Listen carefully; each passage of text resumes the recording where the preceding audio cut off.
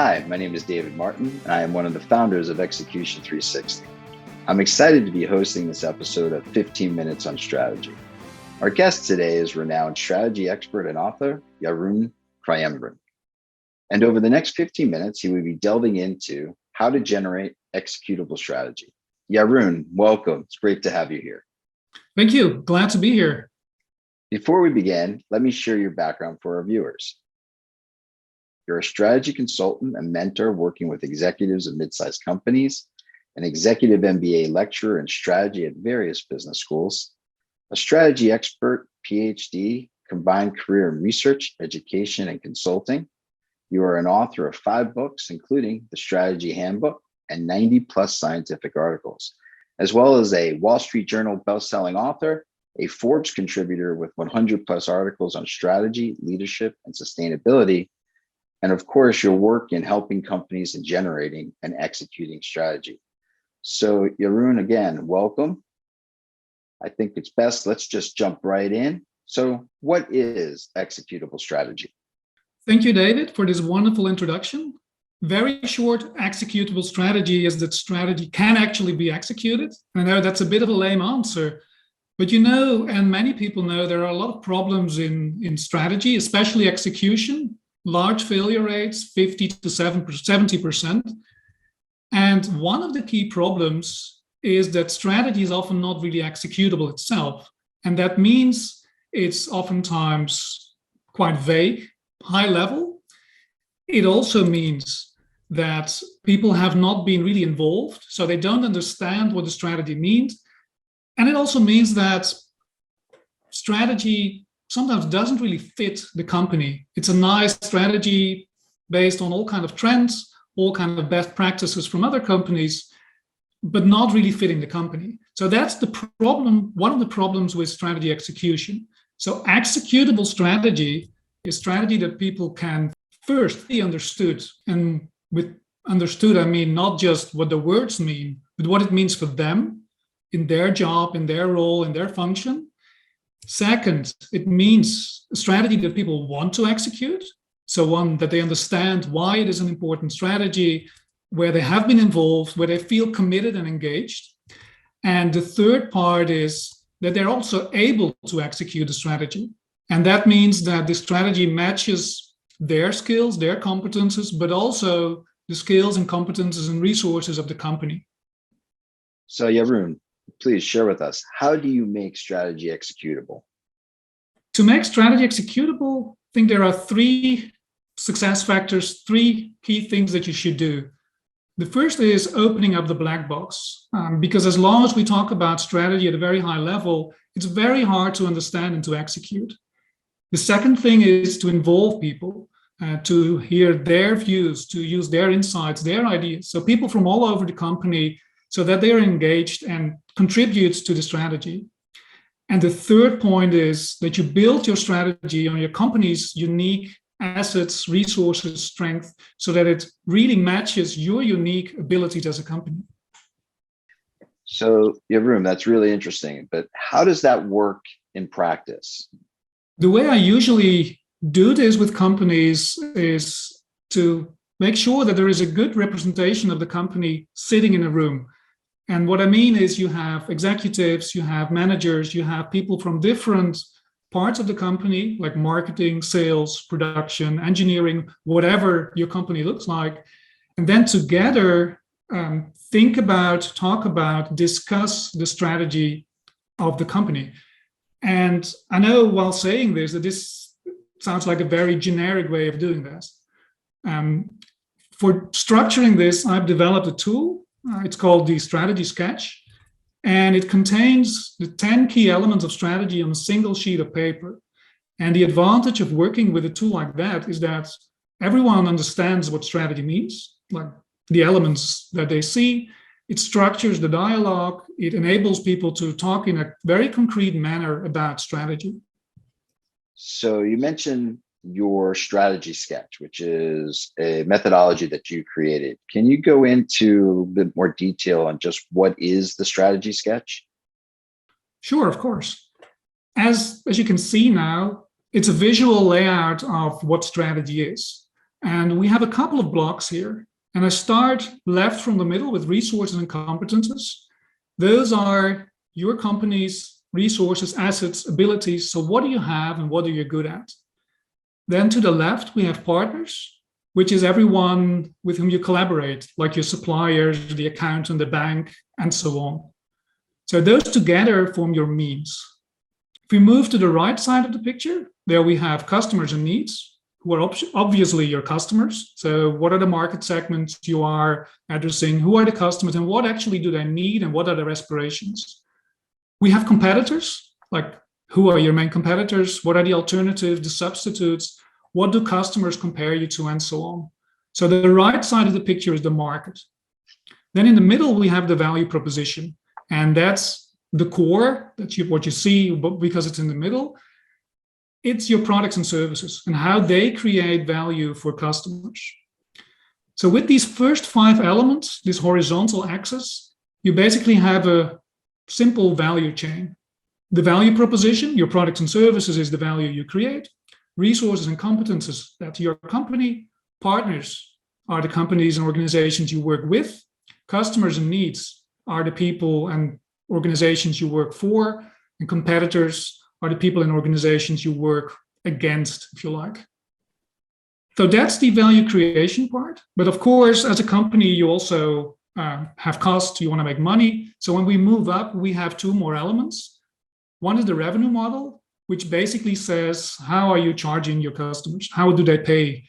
Do they buy your product? Do they rent your product? Do you have a subscription service and so on? And we have risk and cost, which are all the downsides of your strategy. So your expenditures, but also your reputation risk, safety, and so on. And of course, when you compare these two, you want your revenues to be slightly higher, at least, than your risk and cost, and that is what we call profit. When we then move downwards, we have values and goals and organizational climate. And together, these are your identity, the identity of the company, where values and goals refer to values, what do you find important? Goals, where do you want to be? What are your objectives, your targets, your aspirations, whatever you call it? Organizational climate is the company's structure and culture. So what is really characteristic of the company? What kind of company is this? So together, that's the identity. And then last, we have in the outer ring, we have trends and uncertainties. And those refer to everything that happens outside your company. And trends being the things that are relatively predictable, and uncertainties being the things that are relatively unpredictable. Jeroen, the strategy sketch seems to be an incredible tool for planning purposes. But can you take us through just what that process looks like? Yes, let me outline a few simple steps. And you can imagine that the entire process is more extensive because the whole strategy execution phase I exclude now in this summary, but there's basically 5 steps. First, you map your company's current factual strategy. And with that, I mean not the strategy that's written down in any document, if you have one, but what you actually do as a company. So using the sketch, you map out what are your current resources and competences, who are your customers, what's your current revenue model, and so on. And the reason to do this is because understanding what you're currently doing is really the main starting point for strategy. And in my experience, I've seen a lot of disagreements there, even about what is the current actual strategy. So what are we doing today? So that's what we start with. Step 2, assess the strong and weak points. So we have an understanding of what the strategy means, but we also want to see what's good about it, what's bad about it, what do we want to improve, and so on. Third step is identifying and generating ideas for the new strategy or the improved strategy. Oftentimes during the process, there are already a lot of ideas. And in this third step, we harvest these ideas, but we also try to generate new ideas. And again, we can use the sketch for that, to think about all these 10 elements, like who else could be our target group? What else could we do in terms of products and services? What other revenue model can we adopt next to the ones we have now? So usually there are a lot of ideas, but we cannot all execute them. So the fourth step is to select the most promising ones and combine them. Because what is important is that these 10 elements, that they fit neatly together. So we want to make sure that our products and services, so our value proposition matches what we're good at, so our resources and competences, but that it also matches what the customer needs and so on.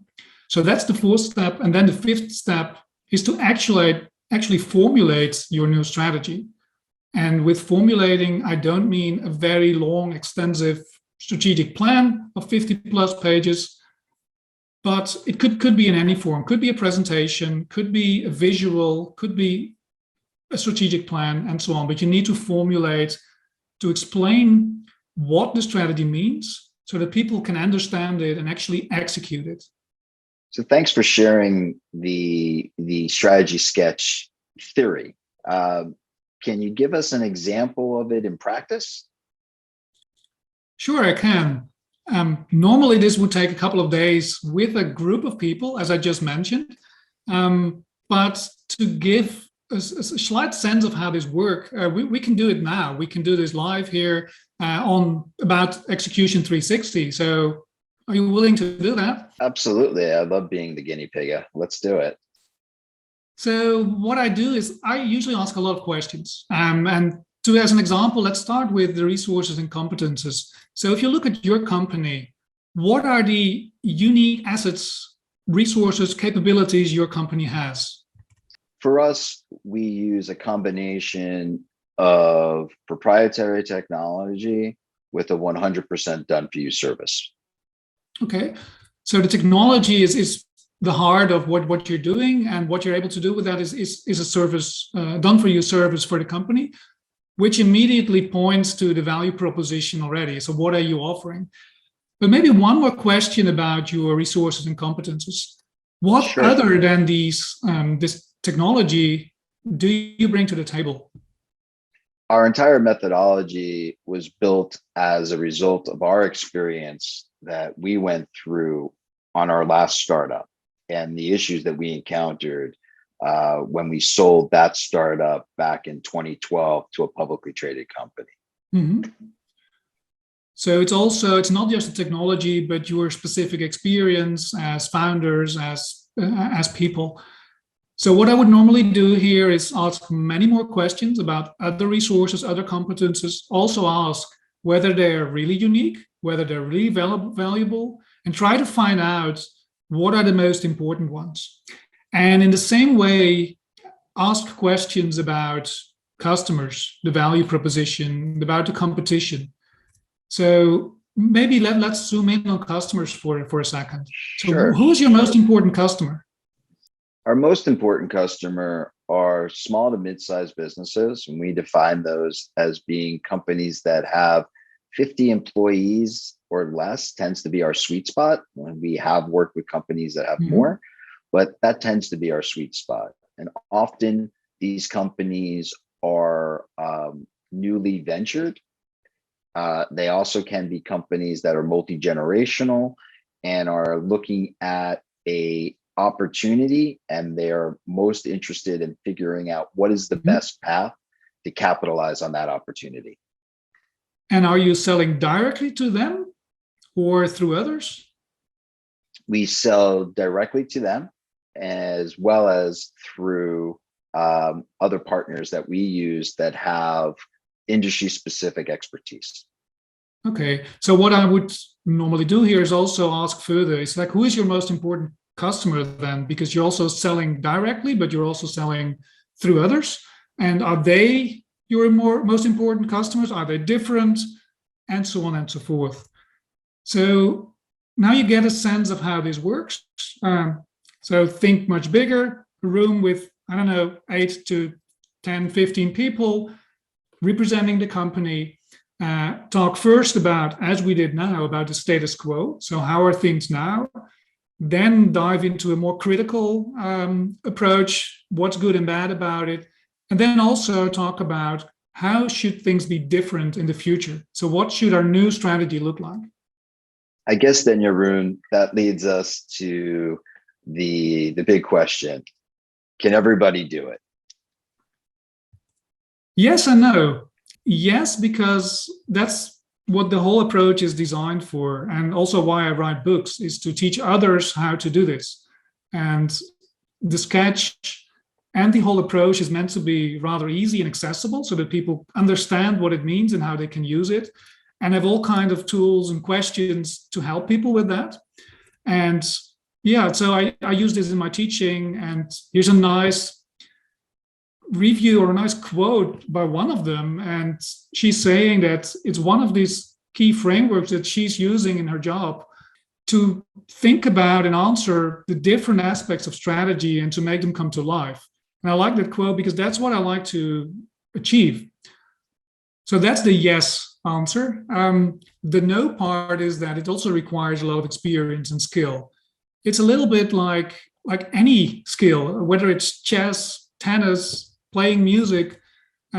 Everyone can do it at some level, but only few can do it at a high level. And I think that's the honest answer that I've also experienced while teaching this, because even the most important client that I have, I think, have been people that have gone through the entire program, that have followed my trainings, that have used the sketch, and still, while trying it themselves, they ask me, can you help us? Because it shows that you can start. It's a nice starting point. It gives you some insights into what strategy is and how you can improve it. But to truly help your own company, I think you need to build up quite a lot of experience, or you need someone with a lot of experience. So it's fair to say that the process is obtainable, but you need to have someone that knows how to drive the process in order to get the results that you're looking for. Yes, exactly. And I think that's with everything. It looks simple at first sight, but when you really dive into it, you find out that, okay, there's more to it than I thought initially. So that's why you need to build up experience. So I know that we're coming to the end of our 15 minutes, and it's been a fascinating topic and a fascinating episode. Love this idea of the strategy sketch.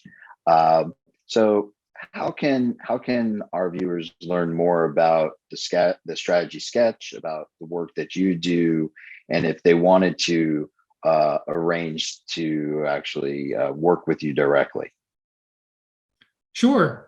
Very simple. If you want to do this yourself, you can download the sketch, and not just the sketch, but also a lot of questions. So to do your self-diagnosis, there's a lot of questions for each of the 10 elements on strategysketch.com. If you want to find out more about me, here's my website, jeroenkraaijenbrink.com. And if you directly want to schedule a meeting, chat with Jeroen, and I'll be happy to talk to you. Fantastic. This has been an exciting episode for us because it's the first where we have our guest speaker is actually in the Netherlands right now. In Europe, we're doing this utilizing our Zoom technology. And Jeroen, thank you so much for spending 15 minutes educating us and hopefully leaving our viewers with some actionable items that they can use and utilize within their daily operations of running their business to reach and achieve those goals and objectives that they are so interested in achieving. Thank you, David. It was a pleasure to be here and to be able to share my thoughts and views on strategy, and hopefully this helps few or many of your viewers to actually improve the way they do strategy and to generate executable strategy. Thank you, Jeroen.